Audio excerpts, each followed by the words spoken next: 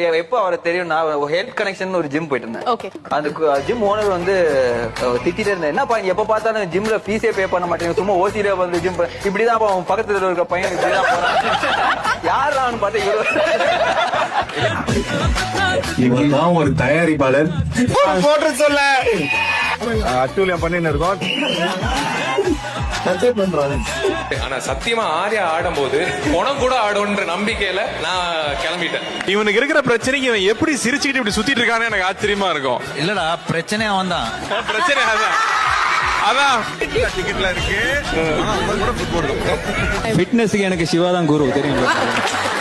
அதெல்லாம் சொல்லாதான் சொன்னேன். ஏன் மச்சான் இது பாட்ட ரொம்ப நல்லா பாடுவாரு.